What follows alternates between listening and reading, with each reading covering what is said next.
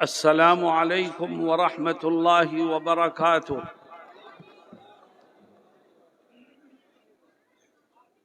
درود شریف پڑھ لیجیے۔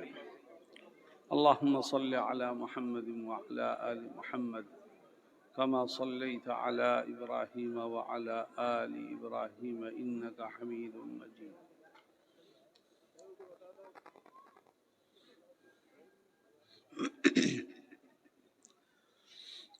الحمد للہ نحمده ونستعینه ونستغفره ونؤمن به ونتوکل علیہ ونعوذ باللہ من شرور انفسنا ومن سیئات اعمالنا من يهده الله فلا مضل له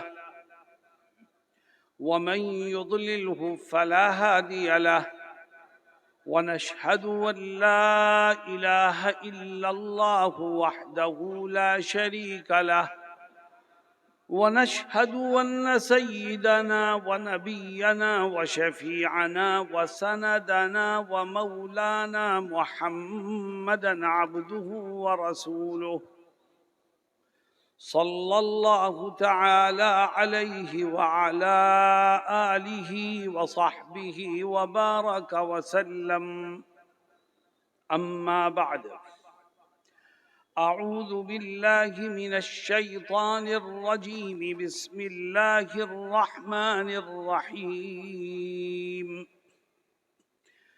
وسارعوا إلى مغفرة من ربكم وجنة عرضها السماوات والأرض أعدت للمتقين الذين ينفقون في السراء والضراء والكاظمين الغيظ والعافين عن الناس والله يحب المحسنين والذين إذا فعلوا فاحشة أو ظلموا أنفسهم ذكروا الله فاستغفروا لذنوبهم ومن يغفر الذنوب إلا الله ولم يصروا على ما فعلوا وهم يعلمون صدق الله مولانا العظيم۔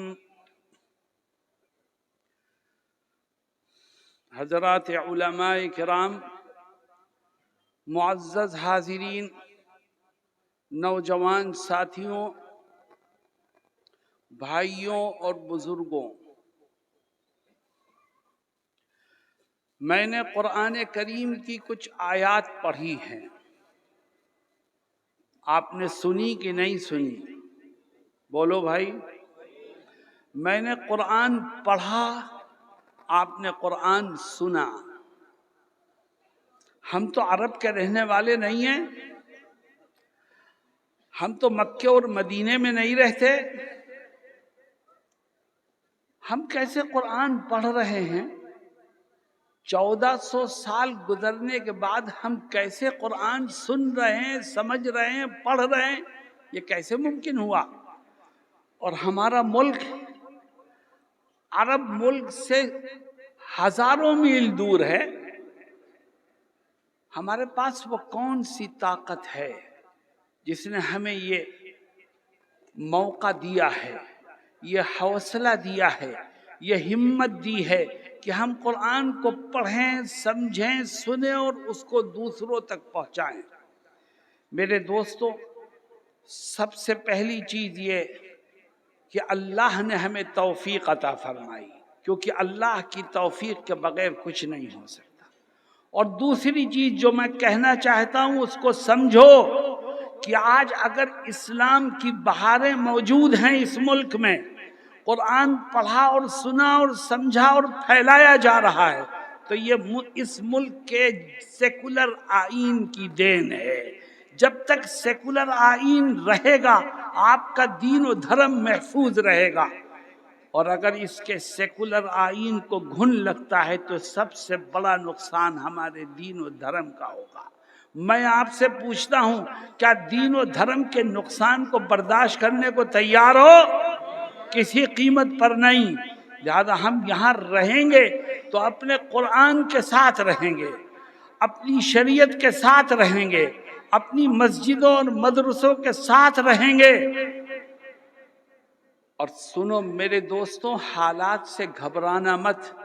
حالات تو تمہاری پرواز کو اور بلند کرنے کے لیے آتے ہیں، تمہارے حوصلوں کی جانچ کرنے کے لیے آتے ہیں، اور جو اللہ پر یقین رکھتا ہو، اس پر اعتماد رکھتا ہو، وہ کبھی حالات سے مایوس نہیں ہوا کرتا۔ اسلام کی 1400 سالہ تاریخ ہے جس میں یہ دین اور اس کے ماننے والے نشیب و فراز کے طوفانوں میں گھرے آپ کو دکھائی دیں گے، لیکن تاریخ اس بات کی بھی گواہ ہے کہ جن طاقتوں نے اسلام اور مسلمانوں کو مٹانے کی جدوجہد کی، وہ طاقتیں صفحہ ہستی سے مٹ گئیں۔ اسلام آج بھی باقی ہے اور انشاءاللہ قیامت کی صبح تک باقی رہے گا، اس لیے پریشان ہونے کی ضرورت نہیں ہے۔ مایوسی ایک مسلمان کے چہرے اور دل و دماغ پر آئے، یہ کسی طرح مناسب نہیں ہے۔ جو شخص مایوسی کا شکار ہو اس کو اپنے ایمان کا جائزہ لینا چاہیے۔ میرے دوستوں اور ساتھیوں، سب کچھ کرنے والی ذات اللہ کی ہے۔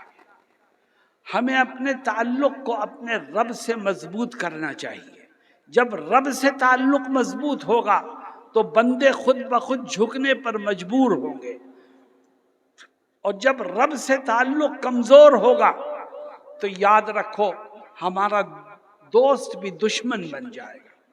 آج اگر حالات آ رہے ہیں اور پریشانیوں نے امت کو گھیرا ہے تو اس میں بہت سی دیگر وجوہات کے علاوہ اس کا سب سے بڑا سبب وہ ہے جس کو خدا نے قرآن میں ذکر کیا، اور اللہ رب العزت کیا کہتا ہے قرآن میں؟ دیکھو انداز دیکھو اپنے رب کا، فرماتا ہے ظہر الفساد فی البر والبحر بما کسبت ایدی الناس لیذیقہم بعض الذی عملوا لعلہم یرجعون۔ اللہ کہتا ہے خشکی میں ہو یا تری میں ہو، زمین پر ہو یا دریا میں ہو، کسی بھی جگہ اگر کوئی فتنہ رونما ہوتا ہے، مصیبتیں سامنے آتی ہیں، مشکلات گھیرتی ہیں، تو اے لوگوں اس کی وجہ کیا ہے؟ خدا کہتا ہے اس کی وجہ تمہارے اپنے برے کرتوت ہیں۔ اور آگے کیا کہتا ہے؟ کہتا ہے میں تمہارے بہت سے گناہوں کو ویسے ہی فری میں معاف کر دیتا ہوں، لیکن تمہارے کچھ گناہوں پر پکڑ کرتا ہوں تاکہ تمہیں ان گناہوں کا مزہ چکھا سکوں۔ لیذیقہم بعض الذی عملوا، تاکہ میں تمہارے بعض اعمال کا تمہیں مزہ چکھاؤں۔ اگر ہر برائی پر، ہر گناہ پر خدا پکڑ کرنے لگے تو اس روئے زمین پر کوئی سانس لینے والا باقی نہیں رہے گا۔ خدا معاف کرتا ہے، معاف کرتا ہے، معاف کرتا ہے، پھر کچھ گناہوں پر پکڑ کرتا ہے، اور ان گناہوں کا مزہ مصیبتوں کی شکل میں انسانوں کو چکھاتا ہے۔ اے رب تو بہت سے گناہوں کو معاف کر دیتا ہے، تو پھر کچھ گناہوں پر پکڑ کیوں کرتا ہے؟ انہیں بھی معاف کر دے، تو بڑا رحیم ہے، بڑا کریم ہے، بڑا معاف کرنے والا ہے۔ تو دیکھو خدا آگے کیا کہتا ہے، کہتا ہے بعض گناہوں پر میں تمہاری پکڑ اسی لیے کرتا ہوں کہ میں رحیم و کریم ہوں۔ اے خدا اس کا کیا مطلب ہے؟ فرماتا ہے لیذیقہم بعض الذی عملوا لعلہم یرجعون۔ تم گناہوں پر گناہ کر رہے تھے، گردن تک گناہوں کی دلدل میں دھسے ہوئے تھے، میں نے تمہارے بعض گناہوں پر تمہاری پکڑ کی ہے تاکہ ان کا مزہ تم کو چکھاؤں۔ کیوں؟ تاکہ تم جہنم کے راستے کو چھوڑ کر جنت کے راستے پر چلنے والے بن جاؤ۔ بتاؤ یہ خدا کا رحم و کرم ہے کہ نہیں؟ وہ مصیبتوں کا شکار بنا کر ہم کو جہنم سے بچانا چاہتا ہے اور جنت کی طرف لے جانا چاہتا ہے۔ اس لیے مسلمانوں مصائب سے گھبراؤ مت، انشاءاللہ خدا اس کا بدلہ تمہیں دنیا میں بھی دے گا اور اس کا بدلہ تمہیں آخرت میں بھی دے گا۔ ہاں، ہمیں اپنے دامن کو دیکھنا چاہیے۔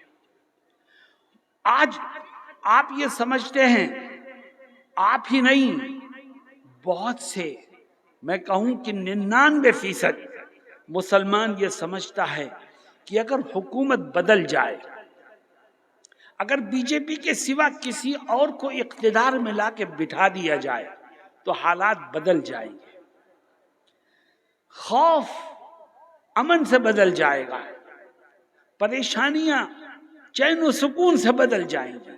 لیکن میرے دوستوں، اللہ کے نبی علیہ الصلاۃ والسلام ایک حدیث قدسی میں فرماتے ہیں یہ تمہاری بھول ہے، تم اقتدار میں بیٹھے ہوئے لوگوں کو بدل دو، کرسی پر کسی اور کو لا کے بٹھا دو، الیکشن میں کسی اور کو جتا دو، کچھ بھی کر لو، کان کھول کے سنو کہ ہوگا وہی جو تمہارا خدا چاہے گا۔ اللہ کی چاہت کے بغیر کوئی پتا بھی اپنی جگہ سے نہیں ہل سکتا۔ چنانچہ جناب رسول اللہ صلی اللہ علیہ وسلم ایک حدیث شریف میں فرماتے ہیں کہ اللہ یہ کہتا ہے، حدیث قدسی ہے، اللہ کہتا ہے انا ملک الملوک، انا مالک الملوک، قلوب الملوک بیدی۔ اللہ کہتا ہے میں شہنشاہوں کا شہنشاہ ہوں، میں بادشاہوں کا بادشاہ ہوں، تمام بادشاہوں کے دل میری مٹھی میں ہے۔ اور آگے کیا کہتا ہے؟ فرماتا ہے وَأَنَّ الْعِبَادَ إِذَا أَطَاعُونِي حَوَّلْتُ قُلُوبَ مُلُوكِهِمْ عَلَيْهِمْ بِالرَّحْمَةِ وَالرَّأْفَةِ۔ فرماتا ہے جب میرے بندے میری اطاعت کرتے ہیں، میری فرما برداری کرتے ہیں، میرے دین کے مطابق زندگی گزارنے میں مصروف ہو جاتے ہیں، تو سرکار کسی بھی پارٹی کی ہو، حکومت کوئی بھی بنا لے، اقتدار پر کوئی بھی بیٹھے، جب میرے بندے میری اطاعت کریں گے تو جو بھی اقتدار پر بیٹھائے گا میں اس کے دل میں اپنے بندوں کے لیے پیار کو اور محبت کو پیدا کر دوں گا۔ سب کچھ کرنے والی ذات اللہ۔ اور فرماتا ہے اللہ کے نبی علیہ السلام خدا کے اس مقولے کو ذکر کرتے ہیں حدیث قدسی میں کہ جب میرے بندے میری نافرمانی کرتے ہیں، میرے حکم کو اپنے پیروں تلے روندتے ہیں، تو پھر سرکار کسی کی بھی بنے، چاہے کانگریس کی بنے، چاہے گٹھ بندھن کی بنے، چاہے سماج وادی کسی کی بھی بنے، اور اقتدار میں کوئی بھی آ کے بیٹھے، جب میرے بندے میری نافرمانی کریں گے تو جو بھی کرسی پر آ کے بیٹھے گا میں اس کے دل میں اپنے بندوں کے لیے نفرت اور دشمنی کو بٹھا دوں گا۔ فَسَامُوهُمْ سُوءَ الْعَذَابِ، تو وہ میرے بندوں کو طرح طرح کے عذاب میں مبتلا کرے گا۔ میرے دوستوں اور ساتھیوں، میں جمعیت العلماء کے اس اسٹیج سے ایک طرف حکومت کو یہ باور کرانا چاہتا ہوں کہ تمہیں کرسی پر بٹھایا ہے تو اوپر والے نے بٹھایا ہے، اور یاد رکھو اگر کرسی پر بیٹھ کر چاہے یوگی جی ہوں، چاہے مودی جی ہوں، چاہے راہل جی ہوں، چاہے اکھلیش ہوں، کرسی پر بیٹھ کر کوئی خدا کے بندوں کے ساتھ ظلم و ناانصافی کرے گا تو اسے یہ جان لینا چاہیے کہ خدا نے جس طرح بٹھایا ہے ایسے ہی وہ دھکے دے کے اتار بھی دے گا۔ اللہ کو ظلم و ناانصافی کسی طرح سے پسند نہیں۔ آج ملک میں فرقہ پرست طاقتیں اپنے ناپاک عزائم کو حکومت کے سائے تلے پروان چڑھانے کی کوشش کر رہی ہیں۔ حکومت ہند کی یہ ذمہ داری ہے، چاہے صوبائی حکومت ہو یا سینٹرل گورنمنٹ ہو، کہ اگر فرقہ پرست طاقتیں ناانصافی کرتی ہیں، ظلم کرتی ہیں، بھید بھاؤ کرتی ہیں، مذہب کی بنیاد پر کسی کے ساتھ عصبیت کا برتاؤ کرتی ہیں، تو ان کو روک کر کے عدل و انصاف کے جھنڈے کو بلند کرے۔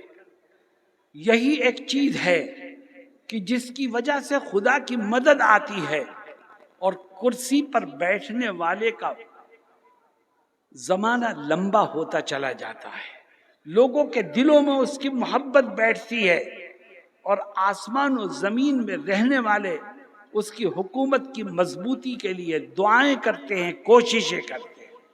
اور جب ظلم و ناانصافی پروان چڑھتا ہے تو یاد رکھیے، آپ نے سنا ہوگا کہ خون خون ہے، جب گرتا ہے تو جم جاتا ہے، اور ظلم ظلم ہے، بڑھتا ہے تو مٹ جاتا ہے۔ آج ہمارے دیش میں کچھ لوگ ظلم و ناانصافی کے ذریعے سے مسلمانوں کو دبانے کی کوشش کر رہے ہیں۔ مسلمان نہ دبا ہے نہ دبے گا، مسلمان نہ ڈرا ہے نہ ڈرے گا، مسلمان نہ جھکا ہے نہ جھکے گا۔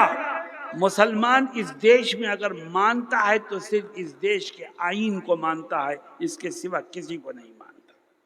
آپ آئین میں رہ کر کے ہم سے کچھ منوانے کی کوشش کریں گے، ہم جھک جائیں گے۔ کیوں؟ اس لیے کہ یہ آئین ہمارے بزرگوں کا بنایا ہوا ہے، اس کے لیے ہمارے بزرگوں نے قربانیاں دی ہیں۔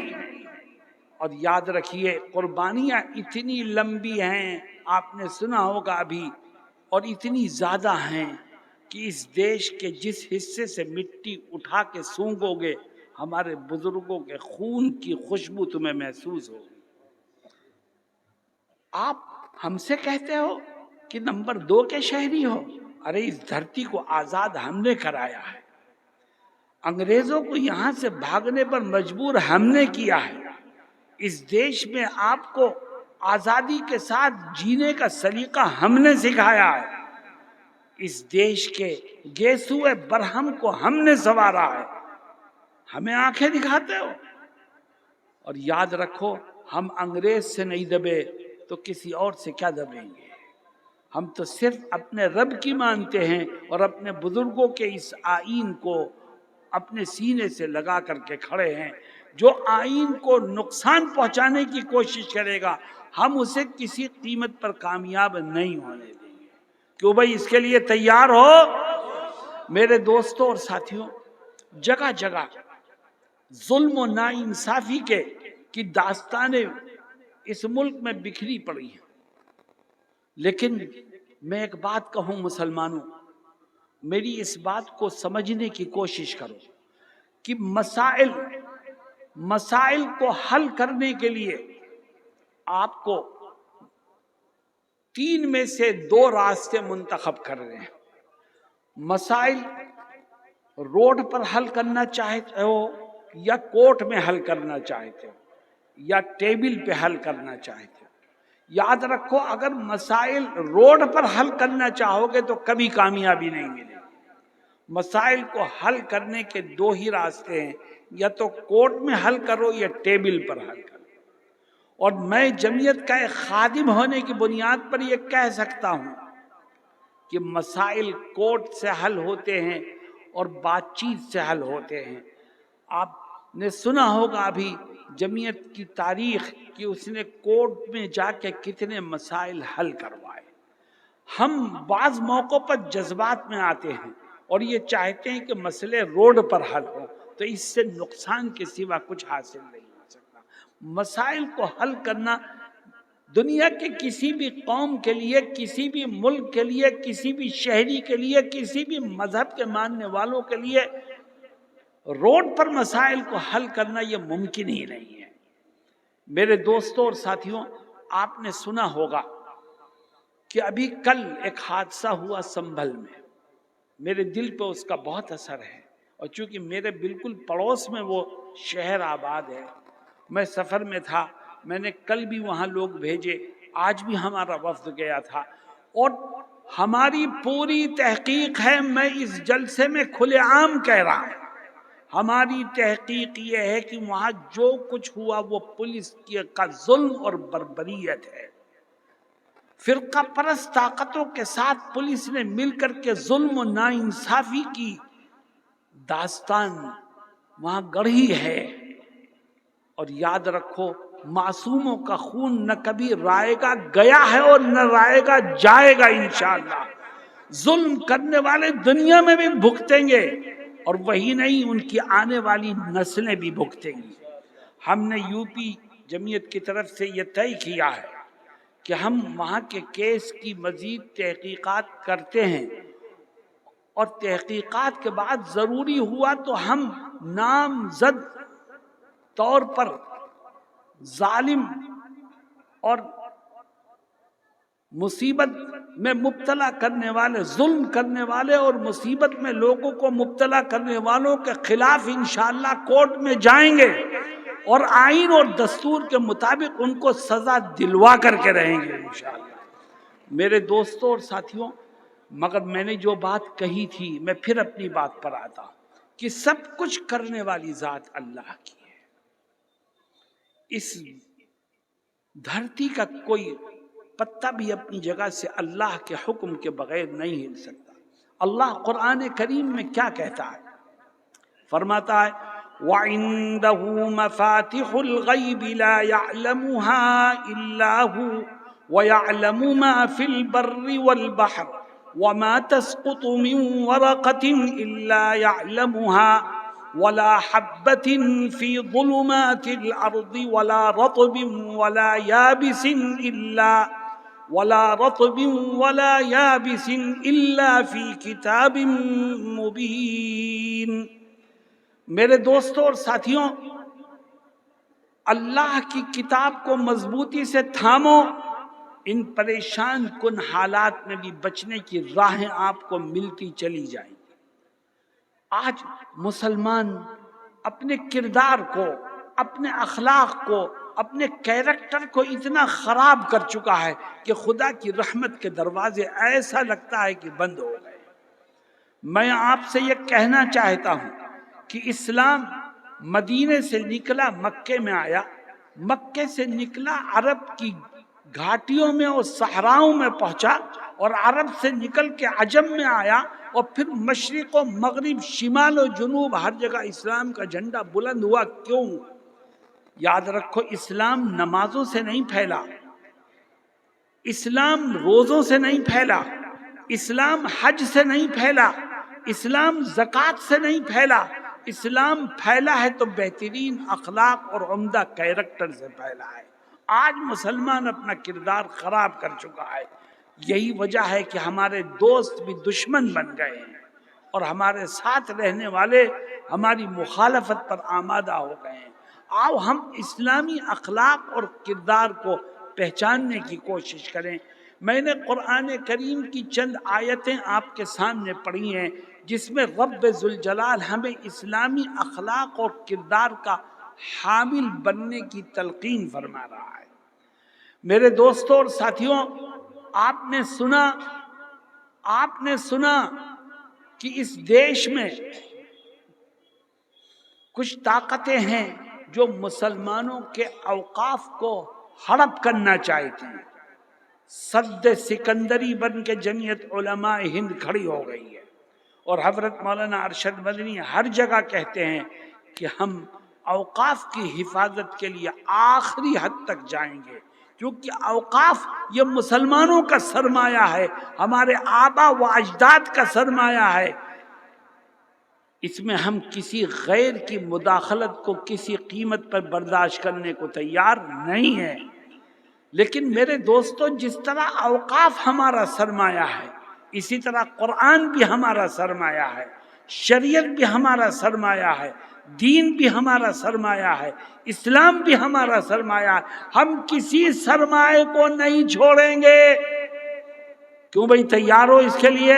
لیکن میں آپ سے کہتا ہوں، میں آپ سے کہہ رہا ہوں کہ ہم نے دین کے سرمایہ کو چھوڑ دیا ہے۔ ہم نے قرآن جیسے سرمایہ کو نظر انداز کر دیا ہے۔ یہ ساری بلائیں اسی وجہ سے ہمارے ارد گرد گھوم رہی ہیں۔ نبی کریم صلی اللہ علیہ وسلم ایک حدیث شریف میں قرآن کریم کے سلسلے میں فرماتے ہیں کہ قرآن، ارے ہلکا کرو اسے، قرآن اللہ بھائی ہلکا کرو اور چھیڑ چھاڑ مت کرو اس سے. آپ فرماتے ہیں قرآن اللہ کی کتاب ہے. جو قوم اس کتاب کو مضبوطی سے پکڑے گی اللہ رب العزت اس کو ترقی دے گا، کامیابی دے گا، نجات کے راستے اس کے لیے کھول دے گا. اور جو قوم اس کو چھوڑ دے گی وہ ذلیل و خوار اور بے عزت ہوگی. آج ہمارے پاس قرآن ہے مگر قرآن کی تعلیمات نہیں ہیں. آج ہمارے پاس قرآن ہے مگر قرآن کے احکامات ہم بھول گئے ہیں. آج ہمارے پاس قرآن ہے مگر ہمیں دنیا کے ہر کام کا وقت ملتا ہے، وقت نہیں ملتا تو قرآن کو پڑھنے کا، اس کو سمجھنے کا وقت نہیں ملتا. آؤ میں تمہیں قرآن کی تعلیمات کے کچھ نمونے دکھاتا ہوں، پیش کروں گا، مگر میری ایک شرط ہے، اور وہ شرط یہ ہے کہ یہ عہد کرو کہ جو سنو گے اس پر عمل کرو گے انشاءاللہ. اللہ رب العزت کیا کہتا ہے؟ دیکھو اللہ اپنے بندوں سے سب سے زیادہ پیار کرتا ہے. وہ کیا کہتا ہے ہم سے؟ فرماتا ہے وَسَارِعُوا إِلَى مَغْفِرَةٍ مِّن رَّبِّكُمْ وَجَنَّةٍ عَرْضُهَا السَّمَاوَاتُ وَالْأَرْضُ اُعِدَّتْ لِلْمُتَّقِينَ. اللہ کہتا ہے اے لوگوں اٹھو میری جنت کی طرف چلو. ساری دنیا کے انسانوں کو دعوت دیتا ہے کہ اٹھو اور میری جنت کی طرف چلو. اے اللہ میاں تو سب کو دعوت دے رہا ہے، اگر سارے لوگ جنت کی طرف جائیں گے تو ہم تو سب سے پیچھے ہیں، ہم سے پہلے تو ساری امتیں گزر چکی ہیں. آپ سب کو کہتے ہیں جنت کی طرف آؤ، ہم تو بعد میں پہنچیں گے. اللہ میاں ہمیں وہاں جگہ ملے گی بھی کہ نہیں ملے گی؟ کتنی بڑی ہے تیری جنت، بعد میں آنے والوں کے لیے گنجائش ہوگی اس میں. اللہ کہتا ہے بہت بڑی جنت ہے، چلو تو تم. اے اللہ کتنی بڑی ہے تیری جنت؟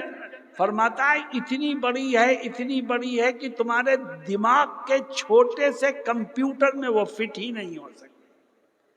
اے اللہ پھر بھی کتنی بڑی ہے؟ تو دیکھو ایک جھلک. فرماتا ہے وَسَارِعُوا إِلَى مَغْفِرَةٍ مِّن رَّبِّكُمْ وَجَنَّةٍ عَرْضُهَا السَّمَاوَاتُ وَالْأَرْضُ. اللہ کہتا ہے تم جنت کی بڑائی کو سمجھ ہی نہیں سکتے، اور تم زیادہ سننا چاہتے ہو تو سنو. ایک بات سن لو بس، وہ یہ ہے کہ جنت کی چوڑائی اتنی ہے کہ جتنا فاصلہ زمین و آسمان کے درمیان ہے. اور یاد رکھو ہر چیز کی چوڑائی کم ہوتی ہے، لمبائی زیادہ ہوتی ہے.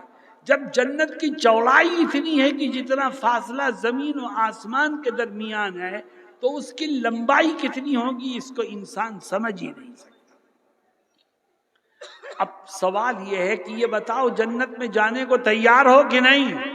خدا دعوت دے رہا ہے کہ آؤ جنت کی طرف. آپ لوگ جانا چاہتے ہیں؟ آگے خدا ایک شرط لگا دیتا ہے، فرماتا ہے اعدت للمتقین. جنت کی طرف آؤ، اور تم سب آنا چاہتے ہو آؤ، مگر ایک شرط ہے، اور وہ شرط یہ ہے کہ جنت کسی کو فری میں نہیں ملتی. میں نے جنت کو متقیوں کے لیے تیار کیا ہے. اگر تم جنتی بننا چاہتے ہو تو پہلے متقی بنو، تو میں جنت کے سارے دروازے تمہارے لیے کھول دوں گا. اے خدا متقی کیسے بنیں گے؟ دیکھو آگے کی آیات میں خدا کیا کہتا ہے. کہتا ہے تم متقی بننا چاہتے ہو، کیوں بھائی بننا چاہتے ہو کہ نہیں بننا چاہتے ہو؟ خدا کہتا ہے صرف 4 خوبیاں اپنے اندر پیدا کر. جس نے یہ 4 خوبیاں اپنے اندر پیدا کر لی وہ متقی ہے، اور جو متقی ہے وہ جنتی ہے. وہ 4 خوبیاں کیا ہیں؟ دیکھو یہاں نماز روزہ حج زکوٰۃ کا تذکرہ نہیں ہے، چونکہ نماز روزہ حج زکوٰۃ تو فرض ہے، اس کو کرنا لازم اور ضروری ہے. لیکن نماز روزہ حج زکوٰۃ اسی وقت قبول ہوگا جب تیرے اندر اسلامی اخلاق اور کردار موجود ہوگا. 4 باتوں کا تعلق اسلامی اخلاق اور کردار سے ہے. سب سے پہلی چیز فرماتا ہے الذین ينفقون فی السراء والضراء والکاظمین الغیظ والعافین عن الناس واللہ یحب المحسنین۔ اللہ کہتا ہے اگر تو متقی بننا چاہتا ہے تو 4 خوبیاں پیدا کر اپنے اندر۔ پہلی خوبی، تیرے پاس روپیہ پیسہ ہے کہ جی ہے؟ یہ بتا تو لے کے کہاں سے آیا تھا؟ کیا تو اپنی ماں کے پیٹ سے لے کے آیا ہے؟ نہیں، خدا نے دیا ہے۔ جب خدا نے جو کچھ تجھ کو دیا ہے تو آج سے طے کر کہ اس میں سے تھوڑا بہت میں اللہ کی راہ میں خرچ کیا کروں گا۔ جو خدا کی راہ میں خرچ کرے گا وہ متقی ہے، اور جو متقی ہے وہ جنتی ہے۔ میرے دوستوں اور ساتھیوں، خدا کی راہ میں خرچ کرنے کا کیا مطلب ہے؟ غور سے میری بات سنو۔ خدا کی راہ میں خرچ کرو، کوئی مصیبت زدہ آ جائے اس کی مدد کرو، کوئی پریشان حال آ جائے اس کی مدد کرو۔ تمہارے پاس زمین جائیداد زیادہ ہے تو اس میں سے کچھ مسجد کے لیے وقف کرو، مدرسے کے لیے وقف کرو، غریبوں کے لیے وقف کرو، قبرستان کے لیے وقف کرو۔ جو کچھ خدا نے دیا ہے اس میں سے تھوڑا بہت خدا کی راہ میں خرچ کرو۔ کس کو دو؟ ضرورت مند کو۔ کون سے ضرورت مند کو؟ مسلمان کو کہ غیر مسلم کو؟ ضرورت مند ہے، چاہے اس کا دین و دھرم کچھ بھی ہو۔ اسلام یہ تعلیم دیتا ہے کہ اگر ضرورت مند کوئی مسلمان ہے اس کی بھی مدد کر، ہندو ہے اس کی بھی مدد کر، کوئی اپنا ہے اس کی بھی مدد کر، کوئی پرایا ہے اس کی بھی مدد کر۔ کیوں؟ وہ مسلمان نہ صحیح، وہ ایمان والا نہ صحیح، مگر خدا کا بندہ تو ہے، خدا کی مخلوق تو ہے۔ اللہ کے نبی حضرت محمد مصطفیٰ صلی اللہ علیہ وسلم ایک حدیث شریف میں فرماتے ہیں الخلق عیال اللہ، ساری مخلوق اللہ کے گھر والے ہیں۔ اس لیے ہر ضرورت مند کی مدد کرو، اور خاص طور پر مسلمان کی مدد کرنا یہ ہماری اور آپ کی سب سے بڑی ذمہ داری ہے۔ اور جمعیت علماء کے کاموں میں سے سب سے عظیم کام خدمت خلق کا ہے۔ نبی کریم صلی اللہ علیہ وسلم کیا فرماتے ہیں؟ کسی ضرورت مند مسلمان کے تم کام آؤ گے تو تمہیں ملے گا کیا؟ صاحب مجھے کچھ مل تو نہیں رہا ہے پر میری جیب سے جا رہا ہے۔ لیکن اللہ کے نبی علیہ السلام کیا فرماتے ہیں؟ کہتے ہیں من نفس عن مؤمن کربۃ من کرب الدنیا نفس اللہ عنہ کربۃ من کرب یوم القیامہ۔ جس نے کسی مومن کی، مسلمان کی دنیاوی پریشانیوں میں سے کوئی پریشانی دور کر دی، اس کی مدد کر دی، اس کے ہاتھ پر کچھ پیسے رکھ دیے، تو وہ کان کھول کے سنے کہ کل قیامت کے دن اللہ میدان محشر کی پریشانیوں کو دور کر دے گا۔ تو دنیا میں مصیبت زدہ کی مدد کر، خدا میدان محشر میں تیری مدد کرے گا۔ الذین ينفقون فی السراء والضراء، جو لوگ متقی بننا چاہتے ہیں وہ 4 خوبیاں اپنے اندر پیدا کریں۔ پہلی خوبی یہ کہ خدا نے جو کچھ دیا ہے تو اس میں سے تھوڑا بہت خدا کی راہ میں خرچ کر۔ دیکھو دوستو، انسان کو پیسے سے بڑی محبت ہوتی ہے۔ اللہ رب العزت نے پیسے کو خرچ کرنے کا اجر و ثواب بھی بہت بڑھا دیا ہے۔ اسلام یہ کہتا ہے کہ ہر ایک نیکی کا ثواب 10 گنا ہے۔ من جاء بالحسنۃ فلہ 10 امثالها، ہر ایک نیکی کا ثواب 10 گنا ہے۔ لیکن اللہ کی راہ میں خرچ کرنا یہ ایک ایسی نیکی ہے جس کا ثواب 10 گنا نہیں ہے، اس کا ثواب 700 گنا ہے۔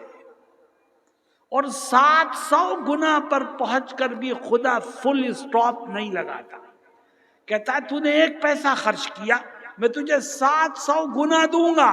لیکن اب یہ سلسلہ اجر و ثواب کا رکا نہیں ہے۔ واللہ یضاعف لمن یشاء واللہ واسع علیم۔ 700 गुना तो यकीनी है, मगर अल्लाह जिसके अजर व सवाब में चाहेगा मजीद इजाफा करता चला जाएगा। मेरे दोस्तों, आज से तय करो कि जो कुछ हमारे पास है हम उसमें से थोड़ा बहुत अल्लाह की राह में खर्च करेंगे इंशाअल्लाह, ज़रूरतमंदों की मदद करेंगे। और याद रखो, वेलफेयर का काम, खिदमत खल्क का काम, इसकी सबसे ज्यादा तालीम इस्लाम ने दी है और आज इसको मुसलमानों ही ने छोड़ दिया है। वेलफेयर का काम, खिदमत खल्क का काम ऐसा अजीम काम है कि जब मुसलमान इसको करने पर आता है तो यही इस्लाम के फैलने का जरिया बन जाता है, यही दूसरों के करीब आने का जरिया बनता है। इसी से दुश्मनियां दिलों से निकलती हैं, इसी से मोहब्बतें परवान चढ़ती हैं।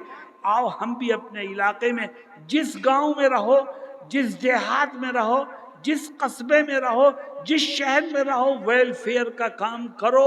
अल्लाह रब्बुल इज्जत हालात को इसकी बरकत से सुधार देगा इंशाअल्लाह। अल्लज़ीना युनफ़िक़ूना फ़िस्सर्राइ वद्दर्राइ वल्काज़िमीनल ग़ैज़। कुरान को छोड़ोगे तो नुकसान के सिवा कुछ नहीं मिलेगा। मुत्तकी की दूसरी खूबी, गौर करो आज हम कहाँ खड़े हैं। अल्लाह कहता है तुम मुत्तकी बनना चाहता है तो नमाज, रोजा, हज, ज़कात के साथ साथ 4 खूबियां पैदा कर। दूसरी खूबी फरमाते हैं मुत्तकी बनना चाहता है तो आज से तय कर कि इंशाअल्लाह जिंदगी के आखिरी सांस तक हमेशा मैं अपने गुस्से को काबू और कंट्रोल में रखूंगा। जिसका गुस्सा काबू में होगा अल्लाह मुत्तकियों की फहरिस्त में उसके नाम को शामिल कर देगा। मुसलमानों बताओ, आज गुस्सा हमारे काबू में है या हम गुस्से में आउट ऑफ कंट्रोल हो जाते हैं? बताओ क्या हाल है मुसलमानों का। आज भाइयों में दुश्मनियां हैं, खानदान टूट रहे हैं, पड़ोसियों से बोलचाल बंद है, क्योंकि गुस्से में इंसान पागल और दीवाना होके वो तमाम काम करता है जिससे नफरत परवान चढ़ती है। हमारे यहाँ शाही मदरसा शाही में दारुल इफ्ता है, शहर के अतराफ के और दूर दराज के लोग वहाँ मसाइल पूछने के लिए आते हैं, कुछ तहरीरात भेजते हैं, कुछ फ़ोन से पूछते हैं।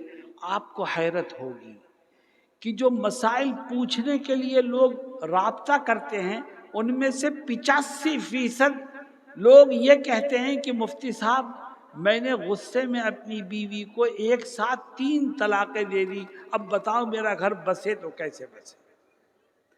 ये वो गुस्सा है जिसने तेरे घर को बर्बाद कर दिया, ये वो गुस्सा है जिसने तेरे बच्चों को वीरान कर दिया, ये वो गुस्सा है जिसने तेरी जिंदगी का चैन और सुकून छीन लिया।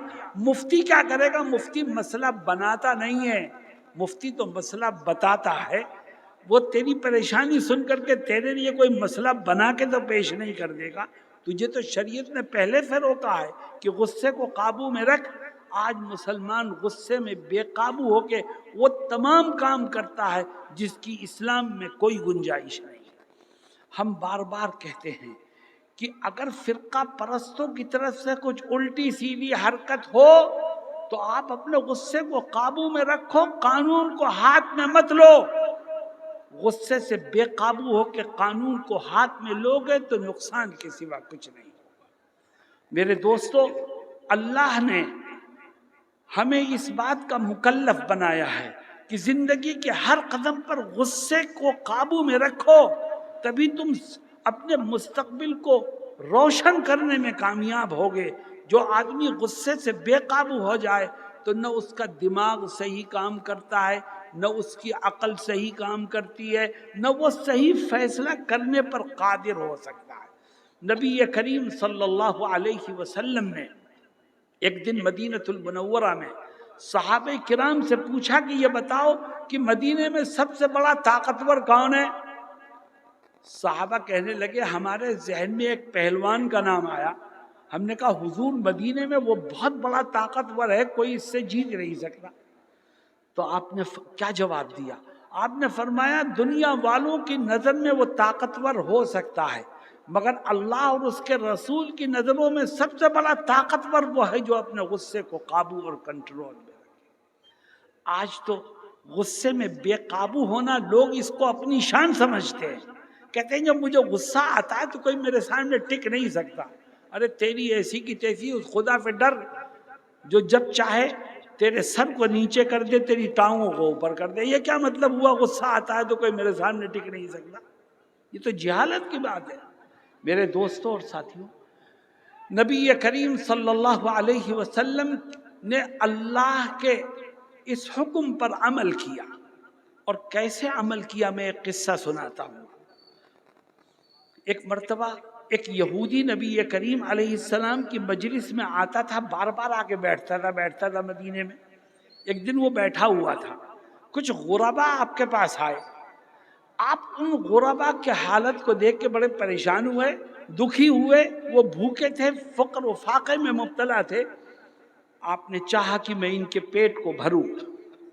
آپ گھر گئے، پھر باہر آ گئے، چونکہ آقا کے گھر میں بھی کچھ نہیں تھا، اور پریشانی آپ کے چہرے سے آیا تھی۔ وہ یہودی آپ کو دیکھ رہا تھا، وہ کہنے لگا محمد صلی اللہ علیہ وسلم آپ کیوں پریشان ہیں؟ آپ نے کہا میں ان کو کچھ کھلانا چاہتا ہوں اور میرے پاس کچھ ہے نہیں اس وقت۔ تو وہ کہنے لگا کہ آپ مجھ سے کچھ کھجوریں قرض لے لیجئے، جب آپ کے پاس ہوگا آپ واپس کر دیجئے گا، ان کو کھلا دیجئے۔ آپ نے اس کی اس پیشکش کو قبول کیا، اس سے کہا ٹھیک ہے کھجوریں دے دو اور میں اتنے دن کے بعد تمہیں یہ واپس کروں۔ آپ نے اس سے لیا، غریبوں میں تقسیم کر دیا۔ مدت طے ہو گئی تھی کہ اتنی مدت کے بعد میں واپس کروں گا۔ ابھی وہ مدت پوری نہیں ہوئی تھی، اس میں ٹائم باقی تھا۔ وہ یہودی آ گیا، آپ لوگوں کے درمیان بیٹھے تھے، ہر طرف سے لوگ آپ کے ارد گرد جمع تھے۔ وہ آیا اور آپ کو مخاطب کر کے کہنے لگا محمد صلی اللہ علیہ وسلم میرا قرض کہاں ہے؟ آپ میرا قرض کھا کے بیٹھ گئے، نعوذ باللہ، آپ نے ابھی تک واپس ہی نہیں کیا۔ آپ کے آبا و اجداد کا بھی یہی طریقہ تھا، وہ لوگوں کے پیسے اور ان کا مال کھا جاتے تھے، نعوذ باللہ من ذالک۔ جو اس کے منہ میں آیا وہ اول فول بکا۔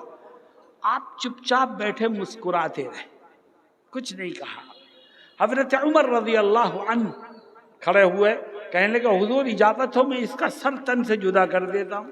آپ نے فرمایا نہیں عمر ایسا مت کرو، تم اسے لے جاؤ، اور اتنی کھجور اس کی میرے اوپر قرض ہے، تول کر کے اتنی کھجور اس کو دے دو اور کچھ زائد بھی دے دینا۔ حضرت عمر نے اس کا ہاتھ پکڑا، اسے لے گئے، کھجور اس کو تول کر کے دی اور کہا قرض ادا ہو گیا، اور یہ لے مزید تو کچھ اور زائد لے جا۔ اس نے کہا میں زائد نہیں لیتا۔ پھر وہ حضرت عمر سے کیا بولتا ہے، کہتا ہے عمر تم مجھے پہچانے نہیں، میں فلاں یہودی عالم ہوں۔ مدینے میں وہ مشہور تھا، اس نے اپنا نام بتایا۔ حضرت عمر رضی اللہ عنہ نام سن کے پہچان گئے۔ حضرت عمر اس سے کہتے ہیں کہ تو یہودی عالم ہے، تجھے میرے آقا کی شان پتہ ہے، پھر بھی تو نے ان کی شان میں اتنی گستاخی کی، ان کو برا بھلا کہا، ان کے آبا و اجداد کو برا بھلا کہا، ان کے اوپر الزامات لگائے، تجھے شرم نہیں آئی؟ تو وہ یہودی جواب کیا دیتا ہے، وہ کہتا ہے کہ میں نے نبی کریم علیہ السلام کی نشانیاں پڑھی تھی توریت میں آپ کی مجلس میں آتا تھا، آپ کی مجلس میں آتا تھا اور آپ کی نشانیوں پر غور کرتا تھا۔ میں نے جتنی نشانیاں پڑھی تھی سب سچی پائی، صرف ایک نشانی باقی رہ گئی تھی۔ میں نے یہ بھی پڑھا تھا کہ جب کوئی غصے والی بات ان کے سامنے آئے گی تو وہ ہمیشہ اپنے غصے کو قابو اور کنٹرول میں رکھیں گے۔ میں جانچنا چاہتا تھا کہ ابھی قرض کو واپس کرنے کی مدت نہیں آئی، پھر بھی میں نے رک کر کے ان کو برا بھلا کہا، ان کے آبا و اجداد کو برا بھلا کہا، ان کی شان میں گستاخی کی، مگر اس غضبناک غصے والے موقع پر بھی وہ مسکراتے رہے، انہوں نے اپنے غصے کو قابو میں رکھا۔ عمر ان کی یہ نشانی بھی پوری ہو گئی، اور آؤ تم گواہ رہنا کہ میں کلمہ شہادت پڑھ کے اسلام میں داخل ہوتا۔ میرے دوستوں اور ساتھیوں، اسلام کا یہ طرۂ امتیاز ہے کہ نبی نے اس کی تعلیمات کو صرف امت کے سامنے پیش ہی نہیں کیا ہے بلکہ عمل کرا کے عمل کر کے دکھایا ہے۔ آپ نے غصے کو قابو میں رکھ کر کے ساری امت اور ساری دنیا تک اسلام کے اس پیغام کو پہنچا دیا۔ والکاظمین الغیظ، اپنے غصے کو قابو میں رکھو۔ آپ میں سے ہر ایک یہ عہد کرے کہ آج سے میں اپنی بیوی سے، اپنے بچوں سے، اپنے باپ سے، اپنے بھائیوں سے، اپنی بہنوں سے، اپنے رشتہ داروں سے، اپنے پڑوسیوں سے، اپنے ملنے جلنے والوں سے گفتگو کرتے وقت ہمیشہ اپنے غصے کو قابو میں رکھو۔ تو بھائی رکھو گے انشاءاللہ؟ یہ قرآن کی تعلیمات کسی اور کے لیے نہیں، میرے اور آپ کے لیے ہے۔ ہم میں سے ہر ایک انفرادی طور پر اس کا مکلف ہے کہ وہ قرآن کو سنے اور اس پر عمل کرے۔ تیسری خوبی، الذین ينفقون فی السراء والضراء والکاظمین الغیظ۔ تو متقی بننا چاہتے ہو، 4 خوبیاں اپنے اندر پیدا کرو۔ جو متقی ہے وہ جنتی ہے۔ 4 خوبیوں میں سے کتنی خوبیاں آئیں آپ کے سامنے؟ بولو بھائی۔ 2 اور سنو۔ اللہ فرماتا ہے والکاظمین الغیظ والعافین عن الناس۔ اگر تم متقی بننا چاہتے ہو تو نماز، روزہ، حج، زکوٰۃ کے ساتھ ساتھ یہ 4 خوبیاں اپنے اندر پیدا کرو۔ اس میں سے دوسری خوبی، مسلمانوں گریبان میں جھانکو، یہ خوبی ہے کہ نہیں ہے؟ دوسری خوبی یہ کہ آج سے عہد کرو کہ زندگی کے آخری سانس تک اگر کوئی ہمیں پریشان کرے گا، کوئی ہمیں نقصان پہنچائے گا، کوئی ہمیں تکلیف دے گا، تو انشاءاللہ بدلہ لینے کے بجائے خدا کے لیے اس کو معاف کر دیں گے۔ جو اللہ کے لیے معاف کرے، اللہ اس کا نام متقیوں کی فہرست میں شامل کر دے گا، اور جو متقی ہے وہ جنتی ہے۔ سرائے میر کے لوگوں، اعظم گڑھ میں رہنے والے ساتھیوں، بتاؤ ہم معاف کرتے ہیں کہ بدلہ لیتے ہیں؟ ہمارے ہاں تو ایک مثل مشہور ہے کہ ہم اینٹ کا جواب پتھر سے دیتے ہیں، معاف کرنا تو دور کی بات ہے۔ ارے بابو، اینٹ کا جواب پتھر سے دینا یہ کمال نہیں ہے، معاف کر دینا کمال ہے۔ اللہ رب العزت فرماتا ہے والعافین عن الناس، جو لوگوں کو معاف کرے وہ متقی ہے۔ آج تک ہر ایک اپنے گریبان میں جھانکے، ہم نے کسی کو معاف کیا ہے؟ نہیں۔ کوئی بات ہوتی ہے ہم دل میں لے کے بیٹھ جاتے ہیں کہ موقع پڑے گا تو اسے بتاؤں گا اور اس کی ایسی تیسی کروں گا۔ تیرے دل میں کیا ہے تیرا رب خوب جانتا ہے۔ وَهُوَ يَعْلَمُ خَائِنَةَ الْأَعْيُنِ وَمَا تُخْفِي الصُّدُورُ۔ تیری آنکھیں جو گناہ کرتی ہیں ان سے بھی تیرا رب واقف ہے، اور جو تصورات اور خیالات تیرے دل میں جنم لیتے ہیں تیرا رب اس سے بھی خوب واقف ہے۔ میرے دوستو، معاف کرنا سیکھو۔ اگر معاف کرنے والے بنو گے تو خدا کے رحم و کرم کے دروازے کھلیں گے۔ خدا کہتا ہے تو معاف کر اور صبر کر، بدلہ مت لے۔ یاد رکھ، اللہ کا وعدہ ہے کہ جو صبر کرے گا، معاف کرے گا، بدلہ نہیں لے گا، میں اس کو اپنے ساتھ سے، میں اس کو اپنا ساتھ عطا کروں گا۔ وہ جہاں رہے گا میرے سایہ عاطفت میں رہے گا۔ بتاؤ یہ منظور ہے؟ آج مسلمانوں کا حال کیا ہے؟ ملک کی سیاست میں ہمارا اور آپ کا ووٹ بے وزن ہو کے رہ گیا ہے۔ کیوں؟ ہمارے آپسی اختلافات کی وجہ سے۔ اللہ کہتا ہے جھگڑو مت، معاف کرو۔ وَلَا تَنَازَعُوا فَتَفْشَلُوا وَتَذْهَبَ رِيحُكُمْ وَاصْبِرُوا إِنَّ اللَّهَ مَعَ الصَّابِرِينَ۔ اے مسلمانوں، تم آپس میں جھگڑو مت۔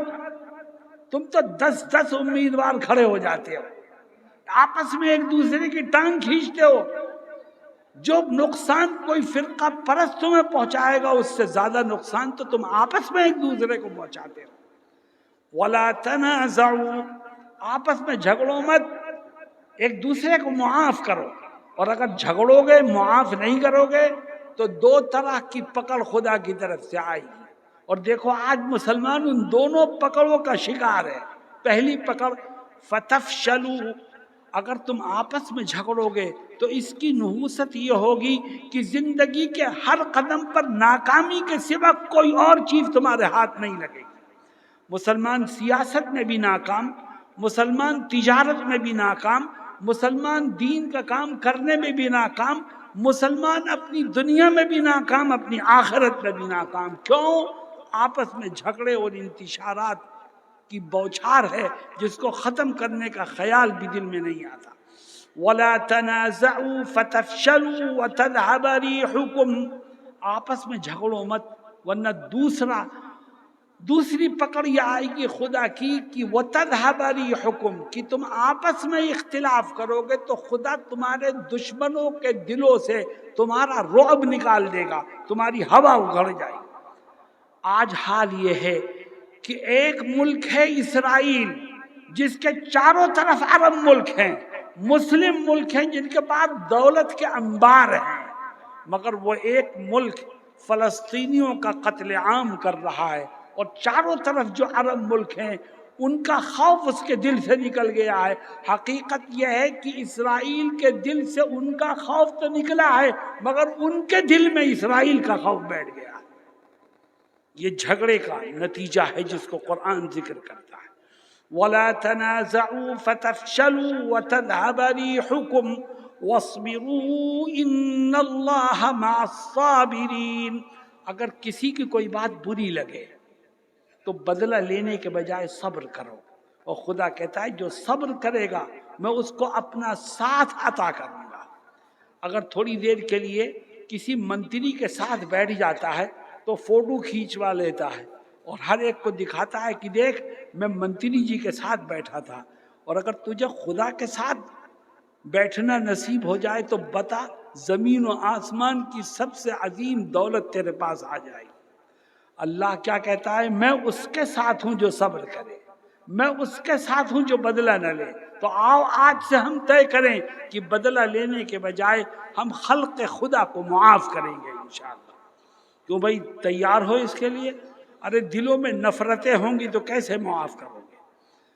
اور قرآن کیا کہتا ہے؟ دیکھو اللہ رب العزت دین فطرت کو ہمارے سامنے پیش کرتا ہے۔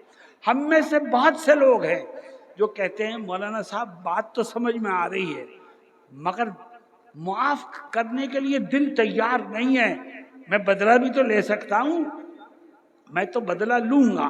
قرآن کہتا ہے ٹھیک ہے تو بدلہ لینا چاہتا ہے تو لے، مگر ایک شرط ہے اس کا خیال رکھ۔ وہ شرط کیا ہے؟ اینٹ کا جواب پتھر سے نہیں دے گا۔ پھر کیا کروں گا کہ جتنی تجھے سامنے والے نے تکلیف پہنچائی ہے بدلہ لیتے وقت اتنی ہی تکلیف پہنچانا، جتنی زور سے اس نے تھپڑ مارا ہے اتنی ہی زور سے مارنا۔ چنانچہ قرآن کیا کہتا ہے؟ وَإِنْ عَاقَبْتُمْ فَعَاقِبُوا بِمِثْلِ مَا عُوقِبْتُمْ بِهِ وَلَئِنْ صَبَرْتُمْ لَهُوَ خَيْرٌ لِلصَّابِرِينَ، اگر تم بدلہ لینا چاہتے ہو تو بدلہ لیتے وقت سامنے والے کو اتنی ہی تکلیف پہنچاؤ جتنی اس نے تم کو پہنچائی ہے۔ اگر تم نے بدلہ لیتے وقت جذبات سے چور ہو کر غصے میں اس کو زیادہ تکلیف دے دی تو یاد رکھو اب تم ظالم ہو، وہ مظلوم ہے، اب خدا کی مدد تمہارے ساتھ نہیں، خدا کی مدد اس کے ساتھ ہے۔ وَلَئِن صَبَرْتُمْ لَهُوَ خَيْرٌ لِلصَّابِرِينَ، اور اگر تم صبر کر کے اس کو معاف کر دو تو اللہ تمہیں اجر عظیم سے مالا مال فرمائے گا۔ آؤ ہم طے کریں کہ انشاءاللہ ہم معاف کریں گے۔ کیوں بھائی تیار ہو اس کے لیے؟ اور دیکھو اللہ کے نبی نے، میں نے جو بات کہی تھی میں پھر اسے دہراتا ہوں کہ اللہ کے نبی نے صرف قرآن کی تعلیمات کو پیش ہی نہیں کیا ہے، عمل کر کے دکھایا ہے۔ نبی کریم صلی اللہ علیہ وسلم کے اوپر جب مکۃ المکرمہ میں عرصہ حیات کو تنگ کر دیا گیا اور ظلم و ستم کی انتہا کر دی گئی تو خدا کی طرف سے حکم ہوا کہ آپ مکہ چھوڑ کے مدینے جائیے۔ ہجرت کا حکم آ گیا، آپ مدینے آ گئے، کچھ سال گزرے، اللہ نے آپ کو قوت اور طاقت عطا فرمائی اور پھر حکم دیا کہ جس مکے سے آپ کو مجبور ہو کے نکلنا پڑا تھا آپ جائیے، اپنے ساتھیوں کے ساتھ جائیے، صحابہ کے لشکر کو لے کے جائیے، انشاءاللہ فتح و نصرت آپ کے قدموں کو چومے گی۔ اِنَّا فَتَحْنَا لَكَ فَتْحًا مُبِينًا۔ اللہ کے نبی علیہ السلام مکہ المکرمہ کی طرف چلتے ہیں، مکہ فتح ہو جاتا ہے۔ وہ سرداران قریش جنہوں نے ظلم و ستم کی انتہا کی تھی، آج ان کے پاس طاقت نہیں تھی کہ وہ آپ کا اور آپ کے ساتھیوں کا مقابلہ کر سکے۔ صحابہ ان سب کو پکڑ کے لائے، ان کے ہاتھ پیچھے بندھے ہوئے تھے، مجرموں کی طرح سے وہ سامنے کھڑے تھے۔ اب دیکھو نبی کیا کہتا ہے، آپ پوچھتے ہیں ان سے، سرداران قریش سے جنہوں نے آپ کو ایک ایک قطرہ پانی کے لیے ترسایا، جنہوں نے حضرت بلال کو تپتی ہوئی ریت پر لٹا کر پتھر ان کے سینے پہ رکھا، جنہوں نے حضرت سمیہ کو قتل کیا، جنہوں نے صحابہ کو ہر طرح کی پریشانیوں میں مبتلا کیا، آپ ان سے پوچھتے ہیں کہ یہ بتاؤ تمہیں کیا سزا دی جائے؟ تو وہ کہنے لگے، اے محمد صلی اللہ علیہ وسلم، ہم نے اتنے پاپ کیے ہیں، اتنے پاپ کیے ہیں کہ آپ جو بھی سزا دیں گے وہ ہمارے پاپ اور گناہوں کے مقابلے میں کم ہوں گے، مگر ہم یہ چاہتے ہیں کہ آپ ہمیں معاف کر دیں۔ تو آقا فوراً کیا جواب دیتے ہیں؟ کہتے ہیں کہ آج میں تمہیں تمہارے گناہوں اور جرائم کو ذکر کر کے شرمندہ بھی نہیں کرنا چاہتا، جاؤ میں نے تم سب کو معاف کر دیا۔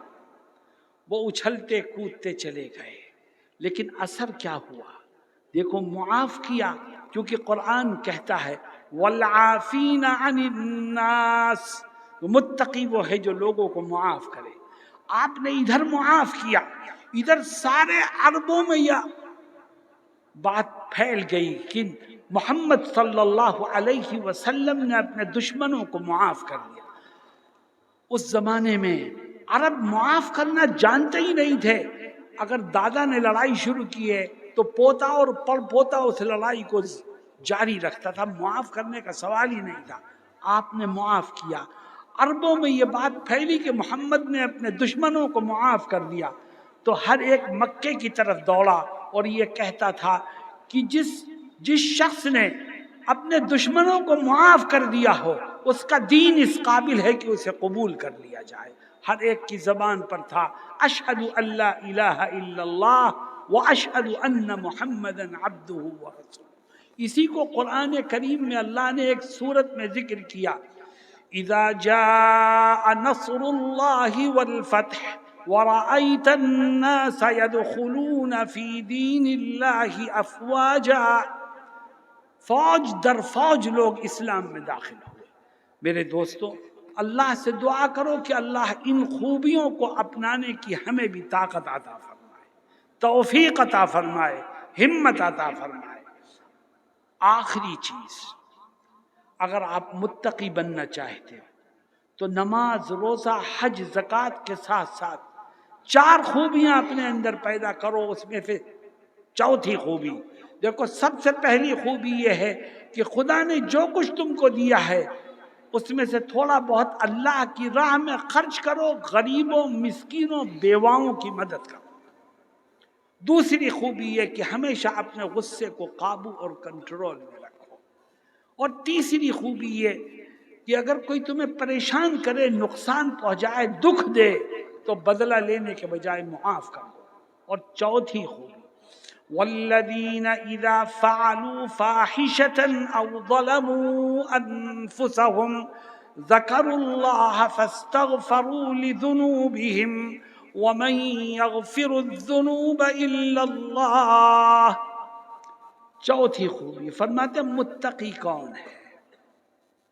اللہ کہتا ہے متقی وہ ہے کہ جس کے اندر ایک آخری خوبی یہ ہو کہ جب اس سے کوئی گناہ ہو جائے، خدا کا کوئی حکم ٹوٹ جائے، اللہ کی کوئی نافرمانی ہو جائے، تو فوراً اپنے رب کی طرف متوجہ ہو کر ندامت کے 2 آنسو بہا کر سچے دل سے توبہ کر لے۔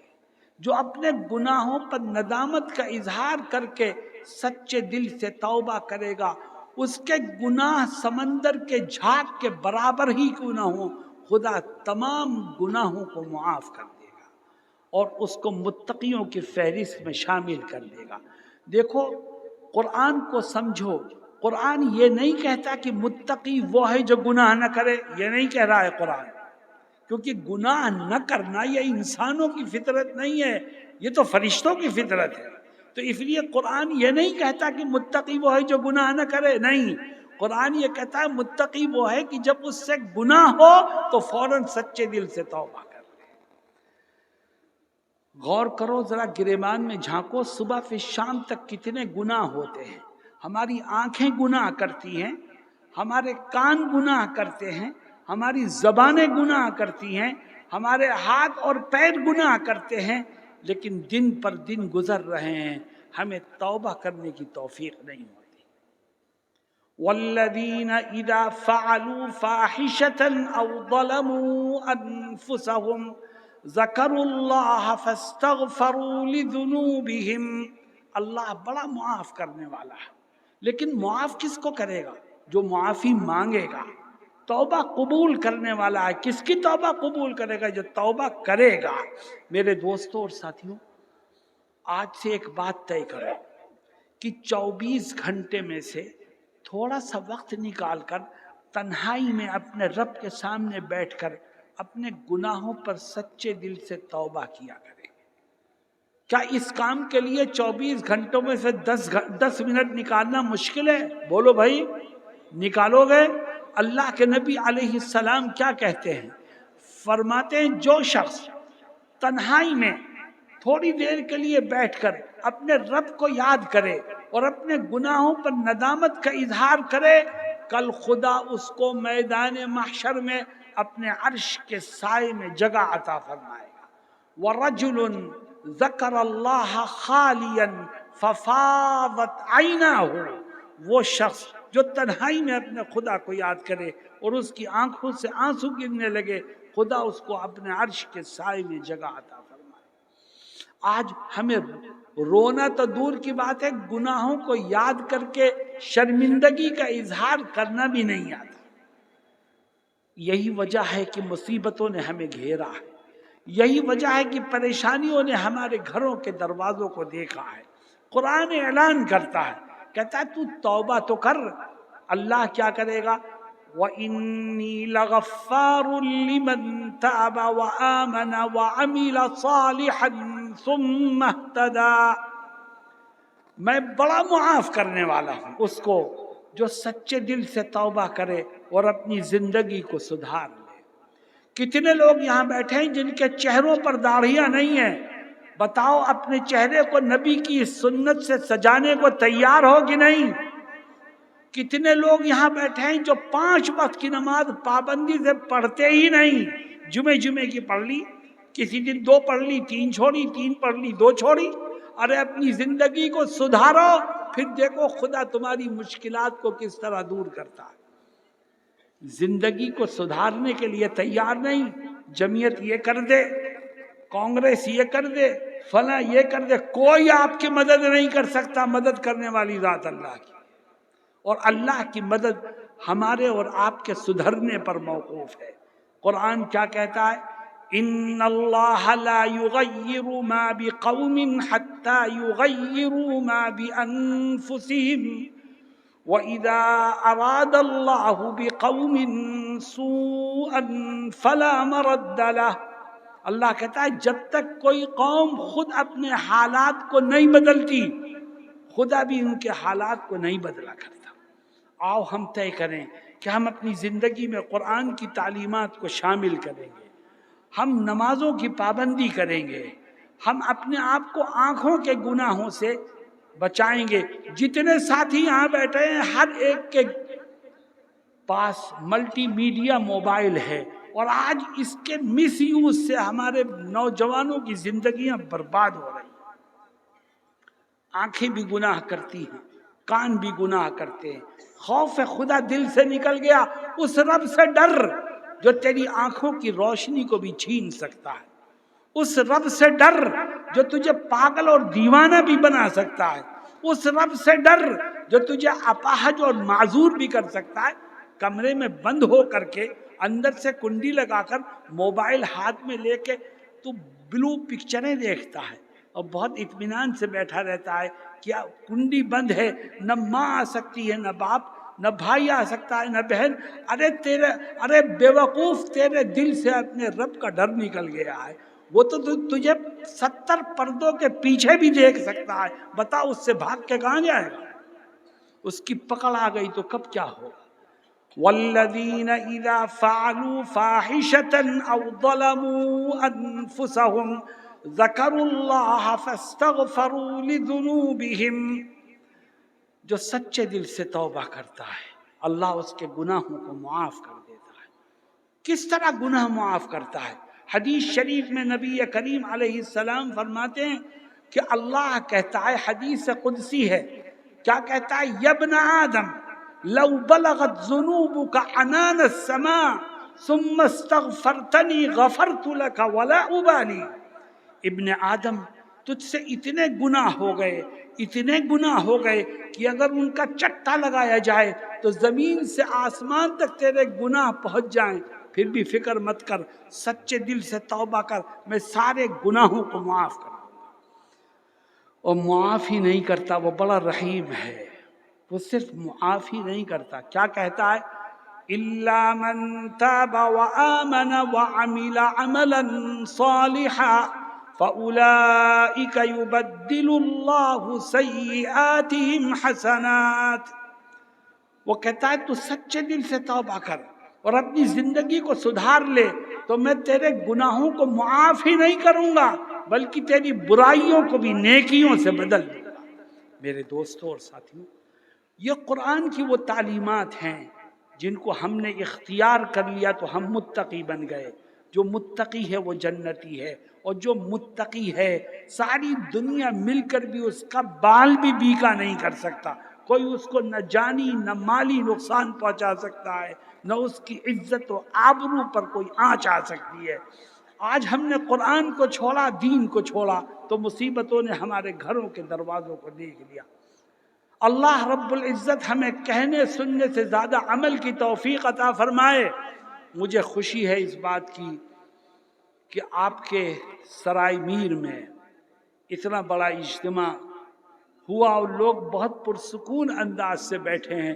مجھے لگتا ہے کہ میں بولتا رہوں تو یہ فجر تک سنتے رہیں گے، مگر میرے دوستو اس سے کچھ حاصل ہونے والا نہیں.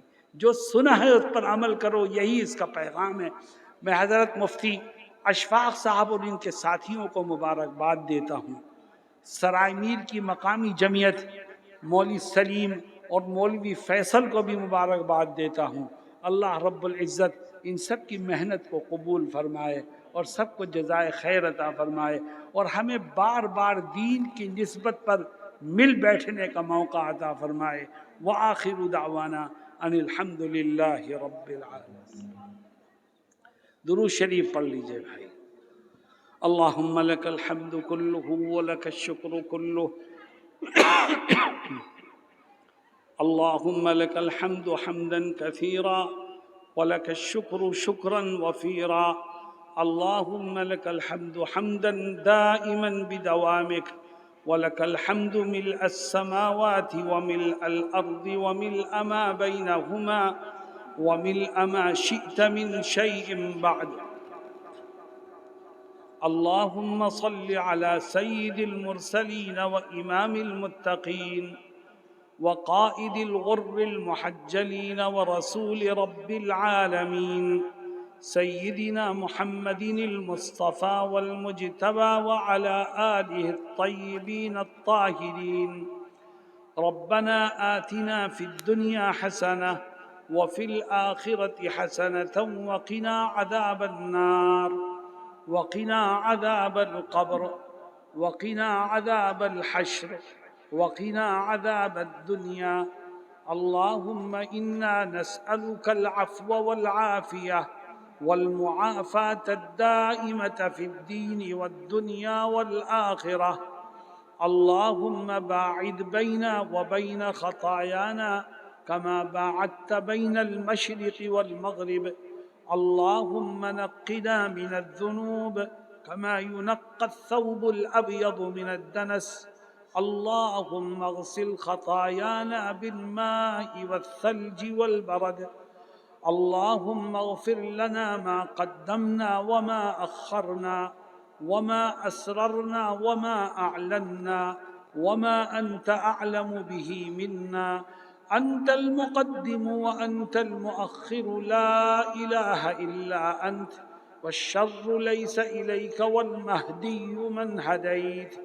تباركت ربنا وتعاليت. نستغفرك اللهم ونتوب إليك. نستغفرك اللهم ونتوب إليك. نستغفرك اللهم ونتوب إليك.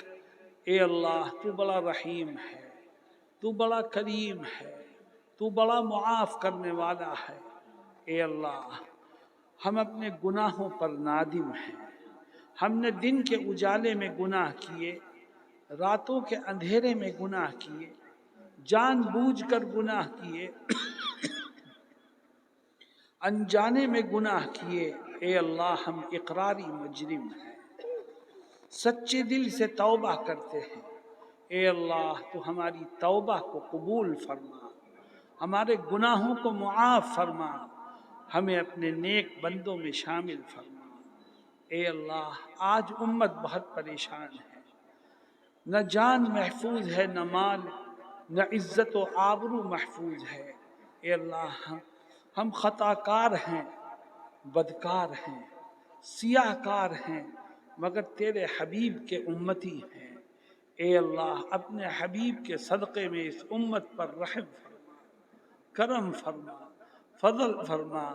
اے اللہ ہمیں قرآن کریم سے جڑنے کی توفیق عطا فرما، اپنے نبی کے اسوے کو اور آپ کے طریقوں کو اپنانے کی توفیق عطا فرما۔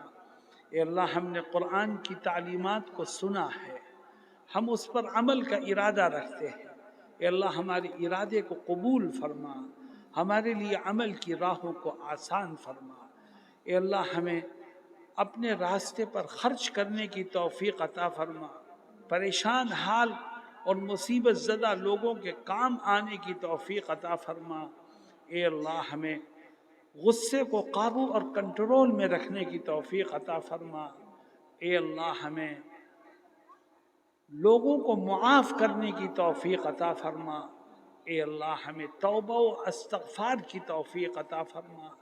اے اللہ اس ملک کو امن و امان کا گہوارہ بنا دے۔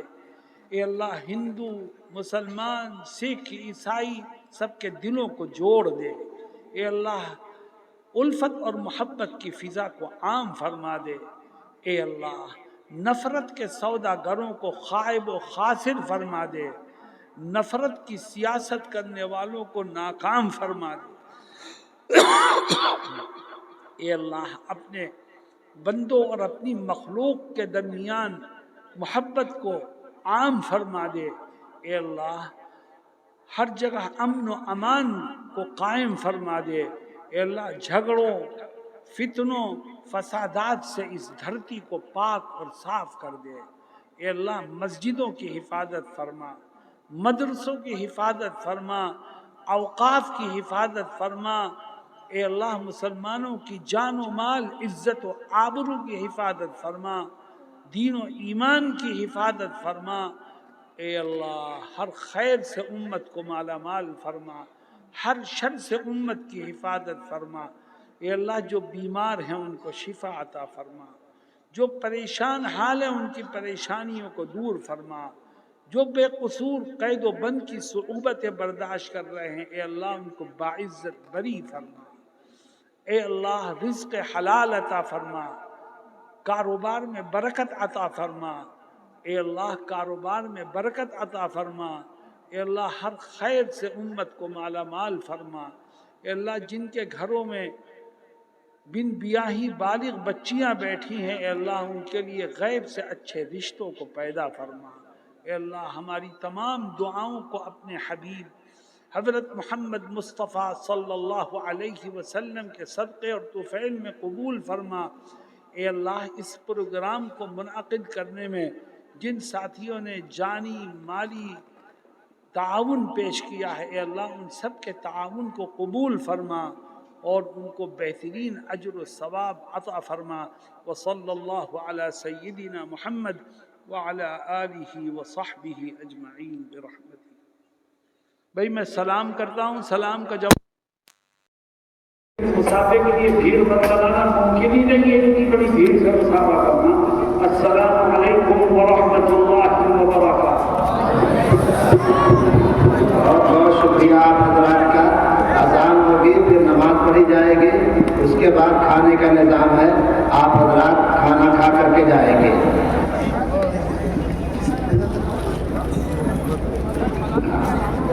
اذان کریں، اذان